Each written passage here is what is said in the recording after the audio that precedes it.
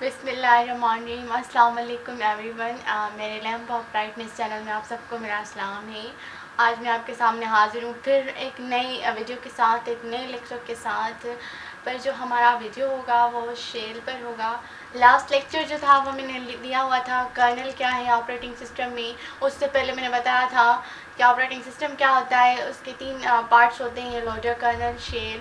मैंने कर्नल और लोडर को डिस्क्राइब किया हुआ था डिटेल में। आज हम डिस्कस करने वाले हैं शेल क्या होता है ऑपरेटिंग सिस्टम में। ठीक है, शेल जो होता है वो ऑपरेटिंग सिस्टम का थर्ड कंपोनेंट होता है, यानी कि थर्ड कंपोनेंट या फिर हम कहें third part of operating system. यानी कि शेल जो होता है वो तीसरा कंपोनेंट होता है ऑपरेटिंग सिस्टम का। पहला जो था वो लोडर था, सेकंड जो था वो कर्नल था, एंड थर्ड जो है वो शेल है ऑपरेटिंग सिस्टम का। शेल का फंक्शन क्या है हम इस लेक्चर में सीखेंगे कि शेल हमारे लिए कितना, मतलब कंप्यूटर के लिए और हमारे लिए कितना इंपॉर्टेंट होता है। इस लेक्चर में हम वो सीखेंगे। Shell is the third component of operating system. Shell जो होता है वो ऑपरेटिंग सिस्टम का थर्ड कंपोनेंट होता है। Shell provides an interface between human and computer system resources. अब इस लाइन से हमें क्या पता चलता है कि शेल जो होता है वो हमें इंटरफेस प्रोवाइड करता है बिटवीन ह्यूमन और कंप्यूटर सिस्टम के जो रिसोर्सेस होते हैं, जैसे कि माउस है, कीबोर्ड है, मॉनिटर है। तो इन दोनों के बीच में जो हमें इंटरफेस मिलता है वो हमें शेल प्रोवाइड करता है, ऑपरेटिंग सिस्टम का component. Shell helps a user to provide access to the colonel.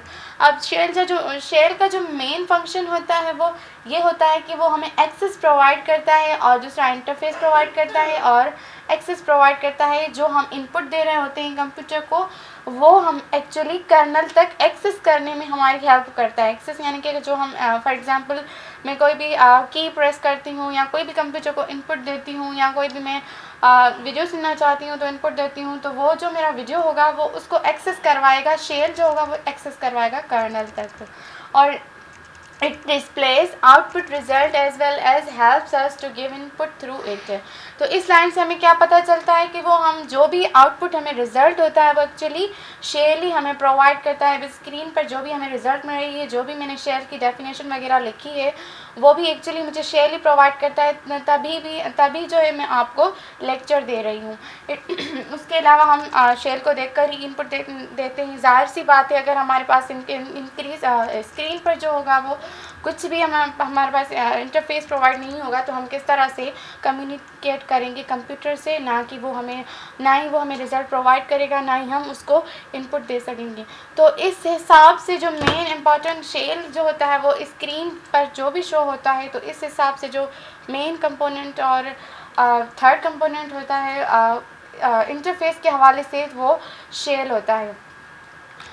इस डायग्राम के ज़रिए हम सीखेंगे, इस पिक्चर के ज़रिए जो शेल होता है वो interface between user and operating system के ज़रिए जो भी इंटरफेस होता है वो में एक्चुअली शेल प्रोवाइड होता है। अब यहाँ पर आप देखेंगे कि ये 4 यूज़र्स मैंने दिए हुए हैं। अब जो भी यूज़र इनपुट देगा वो एक्चुअली एक्सेस करवाएगा शेल कर्नल तक, वो शेल करवाएगा।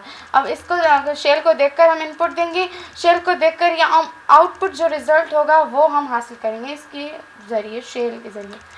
सो टाइप्स ऑफ शेल के जो होते हैं वो टाइप्स होते हैं। ये जो ओवरऑल है ये शेल के टाइप्स होते हैं।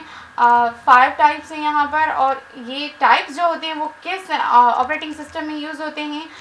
CLI है तो CLI किस में यूज़ होता है। CLI का फुल फॉर्म जो होता है, एब्रीवेशन जो होता है वो कमांड लाइन इंटरफेस होता है, यानी कि सिंगल लाइन इंटरफेस, यानी कि कमांड लाइन इंटरफेस जिस पर हम एक ही कमांड दे सकें।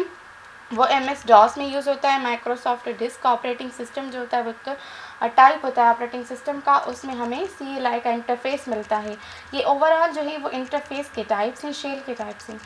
GUI ग्राफिकल यूज़र इंटरफेस होता है, उसका बेस्ट एग्जांपल जो होता है वो विम्प होता है। विम्प stands for windows icons menu and pointers. अब हम यहाँ पर देखेंगे कि हमारा ये माइक्रोसॉफ्ट जो है विंडो है उसमें हमें ग्राफिकल यूज़र इंटरफेस प्रोवाइड हुआ है, बिकॉज हमें यहाँ पर विंडोज़ भी मिलता है, आइकन्स भी मिलते हैं, मेन्यूज़ भी मिलते हैं और पॉइंटर्स भी मिलते हैं। तो ये GUI किस में यूज़ होता है, MS विंडोज़ में, माइक्रोसॉफ्ट विंडोज़ में, और इसके अलावा मैकिंटोश OS ऑपरेटिंग सिस्टम में। TUI को हम टेंजिबल यूज़र इंटरफेस कहते हैं, जिसको हम स्मार्ट इंटरफेसेस भी कहते हैं, जिसको हम टच करें एंड्रॉयड जो अटैच्ड हों।